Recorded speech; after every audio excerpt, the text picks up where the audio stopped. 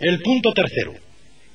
He rogado insistentemente, ¿acaso haya llegado ya?, que la prensa local diese un número de un periódico en el que publicara la lista de los futuros gobiernos encontrada a un oficial sublevado de la guarnición de Barcelona. Este era naturalmente de la UME, que domina en toda esta costa de Levante. Se le encontraron dos listas de gobiernos que han de sucederse en el poder según los propósitos de los sublevados. La primera es una junta compuesta por unos cuantos generales. Enseguida se da paso a un gobierno civil más estable de personajes políticos.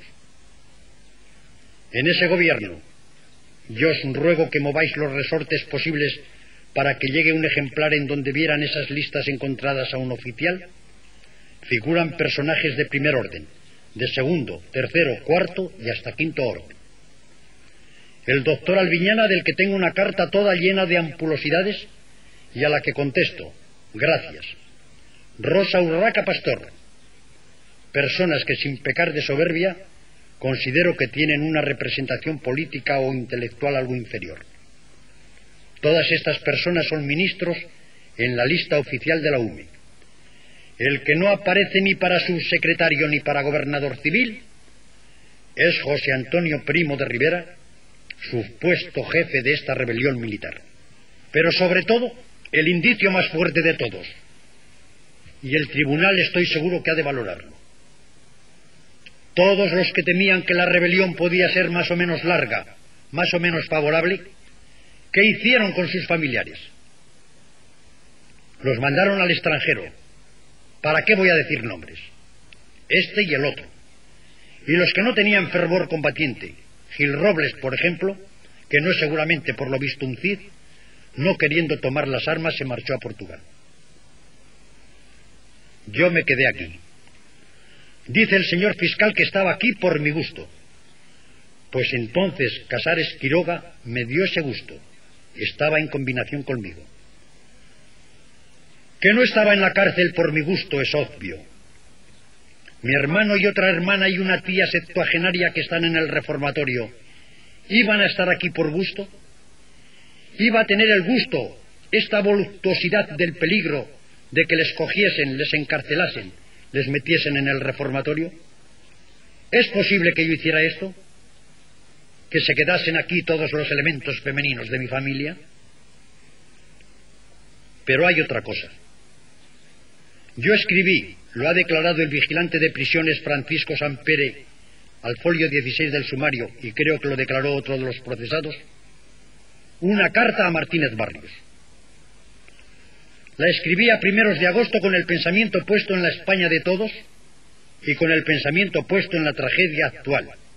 Y dije esto: estoy viendo que España se está haciendo pedazos, y estoy viendo que esto puede ser la vuelta a las pequeñas guerras entre españoles, y por este camino se puede retroceder en el orden social, político y económico y llegar a estados de confusión y oscuridad.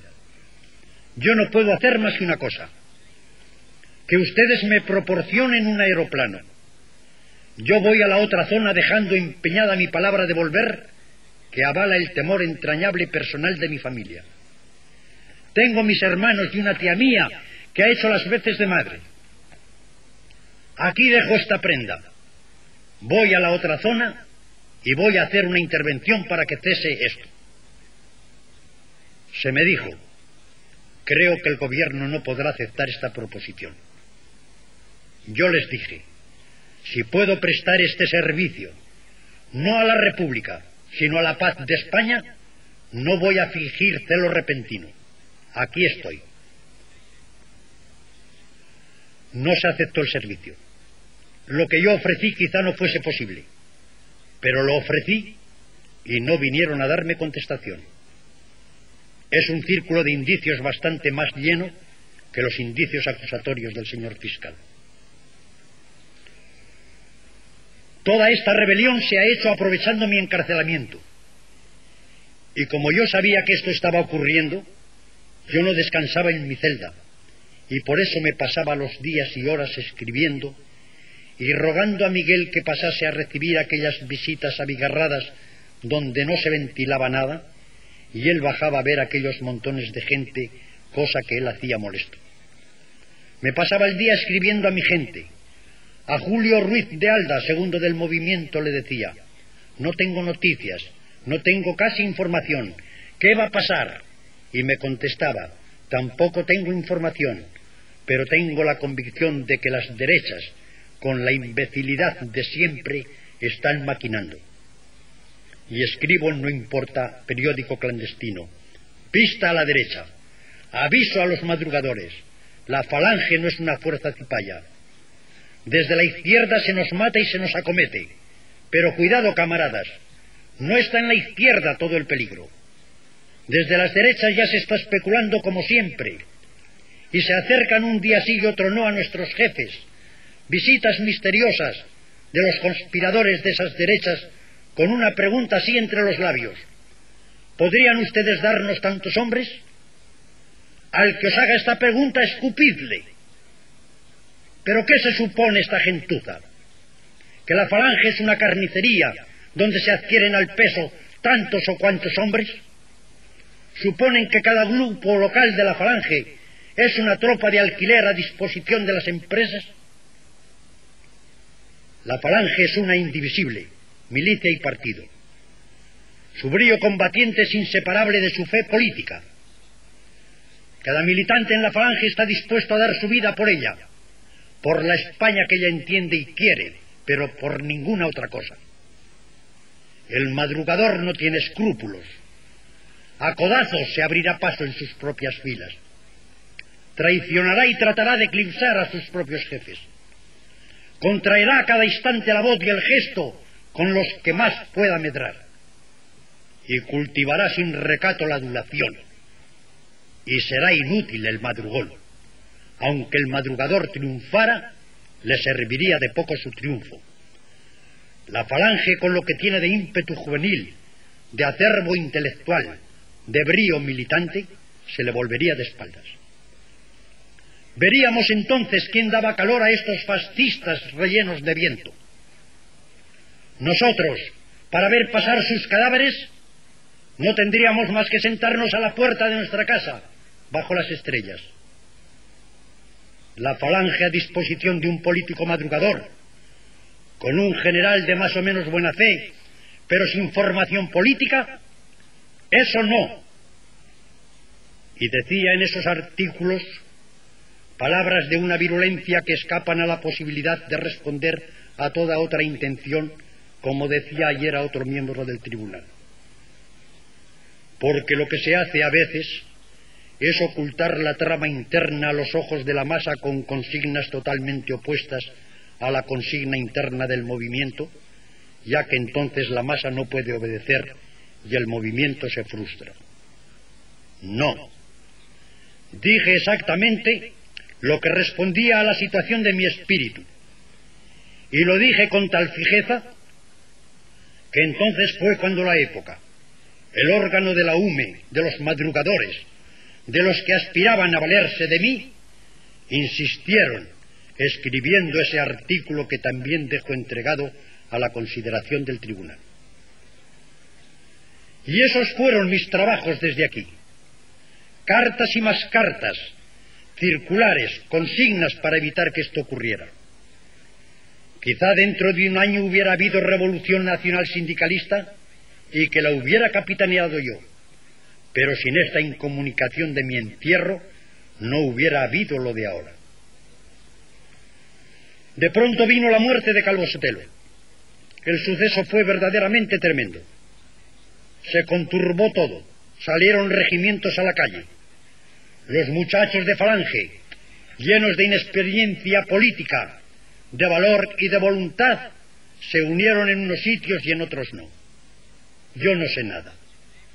No sé de verdad, y quisiera saberlo. Daría 2 o 3 años de mi libertad por unos cuantos periódicos de estos meses que he pasado encerrado en la cárcel. Y me entero aquí, enterrado entre rejas, descorazonado de saber que está España matándose y sin poder tomar parte para evitarlo. Esta es mi historia. Yo creo que el tribunal, a falta de otras pruebas más fuertes, el tribunal, repito, note en mis palabras una cierta sinceridad. No he derrochado esa elocuencia de que me hacía elogio el señor fiscal. Solo he contado los hechos. Creo que con esto ha terminado mi defensa. Una sola palabra al tribunal. Yo os ruego que estiméis mi causa en conciencia y la causa de estos dos, y que en conciencia dictéis veredicto de inculpabilidad. Vuestro rigor no va a ser puesto en duda por nadie. Habéis defendido a las instituciones que os han encargado de defender con severidad. Vuestro entusiasmo por el régimen tampoco. Os ruego que no veáis en mí si soy fulano o mengano, sino que soy un acusado que viene aquí a comparecer ante la justicia con otros dos. Que peséis mi causa con todos los indicios y todas las pruebas. Y porque creo que lo merecemos, y no tenéis que acreditar vuestro rigor, y os interesa seguir acreditando la absoluta justicia de este tribunal popular, os pido dictéis un veredicto de inculpabilidad para los tres.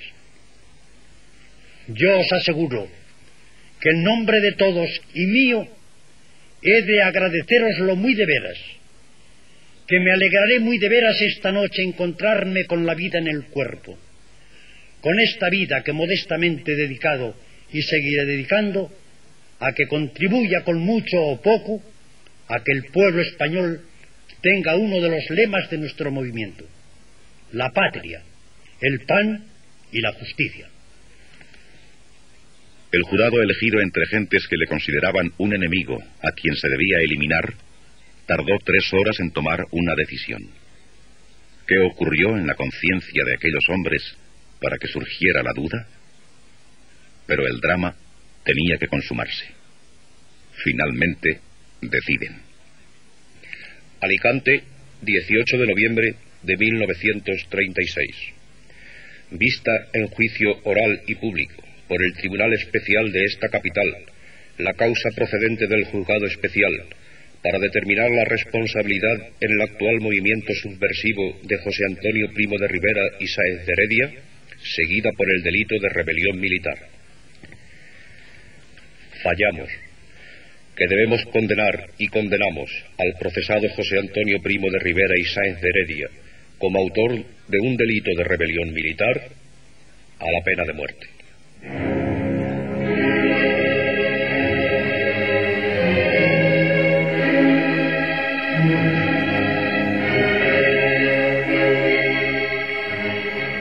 Testamento que redacta y otorga José Antonio Primo de Rivera y Sáenz de Heredia, de 33 años, soltero, abogado, natural y vecino de Madrid, hijo de Miguel y Casilda, que en paz descansen, en la prisión provincial de Alicante el 18 de noviembre de 1936.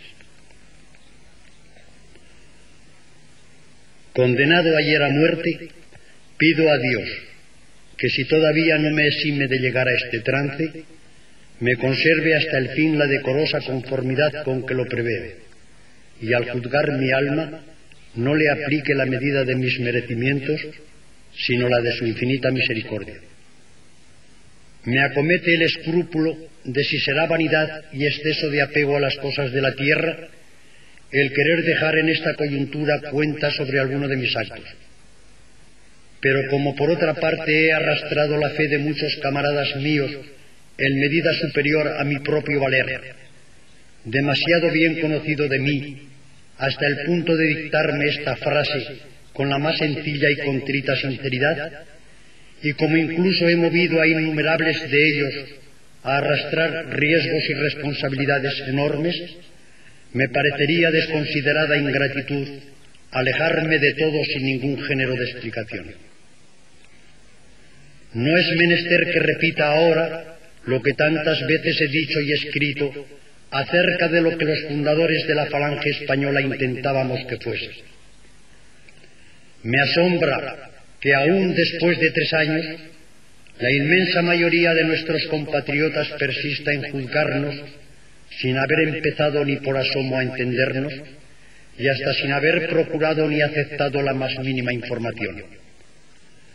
Si la falange se consolida en cosa duradera, espero que todos perciban el dolor de que se haya vertido tanta sangre por no habernos abierto una brecha de serena atención entre la saña de un lado y la antipatía del otro. Que esa sangre vertida me perdone la parte que he tenido en provocarla, y que los camaradas que me precedieron en el sacrificio me acojan como el último de ellos. Ayer, por última vez, expliqué ante el tribunal que me juzgaba lo que es la falange. Como en tantas ocasiones, repasé y aduje los viejos textos de nuestra doctrina familiar. Una vez más observé que muchísimas caras, al principio hostiles, se iluminaban primero con el asombro y luego con la simpatía. En sus rasgos me parecía leer esta frase: si hubiéramos sabido que esto era, no estaríamos aquí. Y ciertamente no habríamos estado allí, ni yo ante el Tribunal Popular, ni otros matándose por los campos de España. No era ya, sin embargo, la hora de evitar esto, y yo me limito a retribuir la lealtad y la valentía de mis entrañables camaradas, ganando para ellos la atención respetuosa de sus enemigos. A esto atendí, y no a granjearme con gallardías de oropel la póstuma reputación de héroes. No me hice responsable de todo, ni me ajusté a ninguna variante del patrón romántico. Me defendí con los mejores recursos de mi oficio de abogado, tan profundamente querido y cultivado con tanta asiduidad. Quizá no falten comentadores póstumos que me afeen no haber preferido la fanfarronada. Allá cada cual. Para mí, aparte de no ser primer actor en cuanto ocurre, hubiera sido monstruoso y falso entregar sin defensa una vida que aún pudiera ser útil y que no me concedió Dios para que la quemara en holocausto a la vanidad como un castillo de fuegos artificiales. Además, que ni hubiese descendido a ningún ardid reprobable, ni a nadie comprometía con mi defensa, y si en cambio cooperaba la de mis hermanos Margarita y Miguel, procesados conmigo y amenazados de penas gravísimas. Pero como el deber de defensa me aconsejó no sólo ciertos silencios, sino ciertas acusaciones fundadas en sospechas de habérseme aislado adrede en medio de una región que a tal fin se mantuvo sumisa, declaro que esta sospecha no está ni mucho menos comprobada por mí, y que si pudo sinceramente alimentarla en mi espíritu la avidez de explicaciones exasperadas por la soledad, ahora, ante la muerte, no puede ni debe ser mantenida. Otro extremo me queda por rectificar.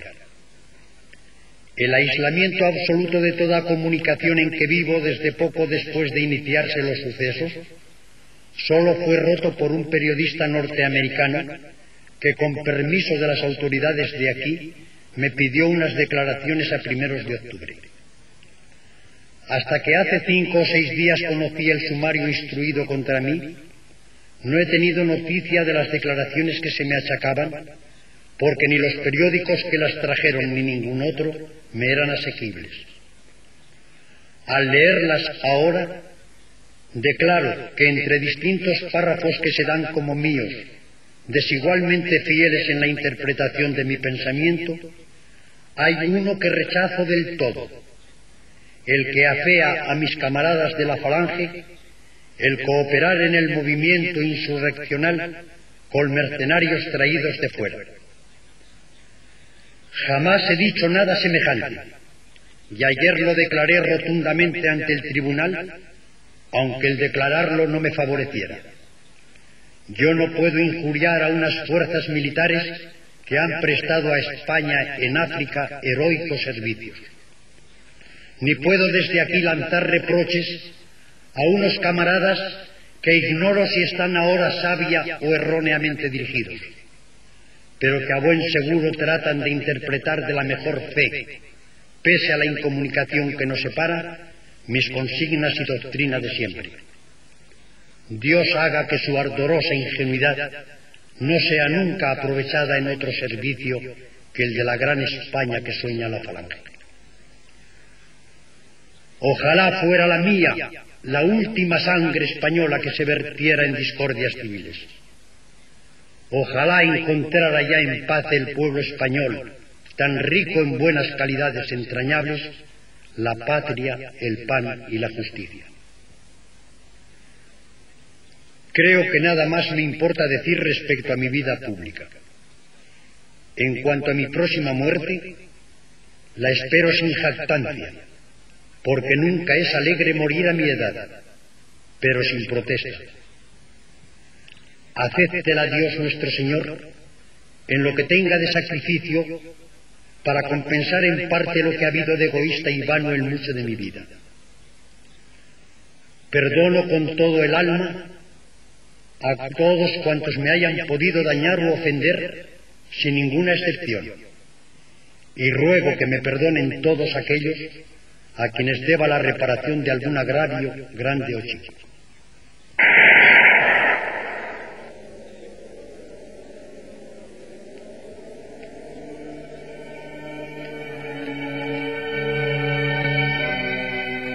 José Antonio se despide de sus camaradas en una carta a Julio Ruiz de Alda, reconociendo que había sido asesinado en la cárcel Modelo de Madrid en el mes de agosto. Querido Julio, por si se ejecuta la sentencia que anteayer dictaron contra mí, haz el favor de aceptar el encargo de decir en mi nombre adiós a todos los camaradas, a los que han estado personalmente más unidos por haber estado juntos hasta en prisión, por los cargos o por cualquier circunstancia. Diles de manera especial cómo los recuerdo y cómo los entresaca el hecho de recordarlos tú. Y para ti, quédate con un fuerte abrazo. Espero la muerte sin desesperación, pero ya te figurarás que sin gusto. Creo que aún podría ser útil mi vida y pido a Dios que se me conserve. Si lo dispone de otra manera, moriré confortado con el ejemplo de tantos que cayeron más jóvenes que yo y más humilde y silenciosamente. Perdonadme todos, y tú de manera especial, lo que a veces os haya podido herir con las esquinas de mi carácter. Mis hermanos te explicarán el laconismo de esta carta y se consolarán recordándome en tu compañía y en la de tantos con quienes nuestras vidas han corrido los últimos años mezcladas. Dios os ilumine a todos y os mantenga unidos. José Antonio.